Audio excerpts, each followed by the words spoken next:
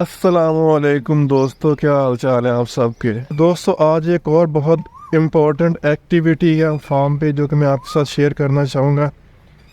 7 बकरियों ने जो 12 बच्चे दिए थे उनमें से अनफॉर्चुनेटली एक किड तो एक्सपायर हो गया था जिस पे मैंने वीडियो बनाई थी। तो जो 11 बच्चे रह गए हैं आज हम उनको ETV की वैक्सीन करने लगे हैं। आज एक शॉट हम लगाएंगे उन्हें और हफ्ते के बाद इंशाल्लाह फिर दूसरा शॉट लगाएंगे उन्हें। बहुत से भाई जानते होंगे कि ये बेसिकली ओवर ईटिंग डिजीज़ है। जानवर ज़्यादा खा लें या उन्हें आप किसी नई खुराक पे ऐसी खुराक पे शिफ्ट करते हैं जो कि उनकी पसंदीदा खुराक हो और वो आप बहुत ज़्यादा डाल दें उन्हें और वो ज़्यादा खा लें तो इससे भी ये ETV ट्रिगर हो जाती है। छोटे बच्चों में दोस्तों ETV के अटैक का ज़्यादा ख़तरा होता है और ये ज़्यादा शदीद किस्म का होता है, इसलिए इनकी वैक्सीन लाजमी करनी चाहिए। खासकर वो लोग जो बच्चों को उनकी माओ से अलहदा रख के पालते हैं, सुबह शाम दूध पिलाते हैं और चारा भी खिलाते हैं। तो ज़्यादा चारा खाने के बाद ज़्यादा दूध अचानक पीने से भी ETV का अटैक हो सकता है। 2.5 माह तक इनकी 2 मरतबा वैक्सीन ETV की कर देनी चाहिए। तो दोस्तों ETV में सडन डेथ हो जाती है, आपको एनिमल का ट्रीटमेंट का मौका ही नहीं मिलता है। एनिमल हल्के से साइन शो करता है कि उसके पेट में कोई प्रॉब्लम है या पेन है, आप उसकी मेडिसिन लेने जाते हैं और वापसी पे आते हैं तो जानवर बिल्कुल गिरा होता है और डेड हो जाता है।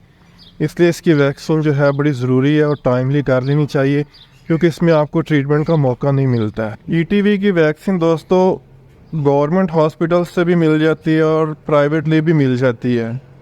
ये इतनी महंगी नहीं होती, बहुत ही सस्ती होती है ये। तो दोस्तों हमारे इधर जो गवर्नमेंट हॉस्पिटल है उसमें ये अवेलेबल नहीं थी तो मैंने लाहौर से कोई मेडिसिन मंगवाई थी। पाकिस्तान मेडिकल्स बहुत बड़ा स्टोर है उधर, वहाँ से, तो इसलिए मैंने उनके साथ ये वैक्सीन भी मंगवा ली है। ये बड़ी सस्ती है, 200 रुपये की ये ऐसी 3 वाइलें आ गई हैं। तो जो सरकारी हॉस्पिटल से मेडिसिन मिलती है, वैक्सीनेशन मिलती है, उसकी डोज थोड़ी ज़्यादा है। 2 ml है बस सब जानवरों के लिए, छोटे हों या बड़े हों, लेकिन इसकी डोज कम है। ये 1 ml है सब जानवरों के लिए। तो अभी हम 1 ml इन्हें सब कट लगाएंगे छोटे बच्चों को। तो वैक्सीन जब भी आप करें हर मरतबा नई सिरिंज का यूज़ करें और 24 घंटे के बाद जो वायल है वो आप फेंक दें क्योंकि 24 घंटे के बाद ये एक्सपायर हो जाती है, इससे कोई फ़ायदा नहीं रहता है। 24 घंटे के अंदर अंदर आपने जितने भी एनिमल्स को वैक्सीन करनी है वो आप कर लें।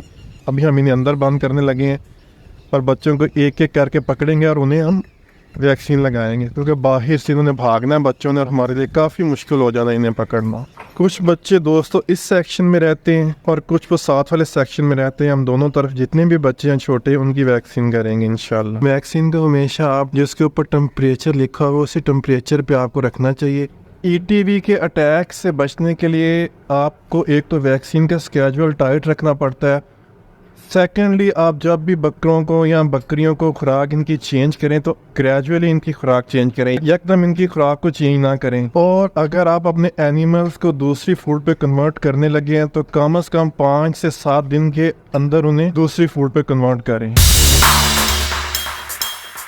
मेरा हिसाब थोड़ा सा गलत हो गया था, मैंने हिसाब लगाया था कि 11 बच्चे हैं लेकिन ये 8 बच्चे थे। बच्चे 11 ही थे लेकिन 3 बच्चे उनकी जो 2 मदर्स हैं उनके साथ हम पिछले वीकेंड पे उन्हें सेल कर आए थे तो मैं भूल गया था, मैं परेशान हो गया। मैंने कहा यार बच्चे तो 11 थे, ये 8 कहाँ से, बाकी किधर गए। फिर मेरे ज़हन में आ गया वो तो मैंने सेल कर दिए थे। तो इनकी वैक्सीन हो गया दोस्तों।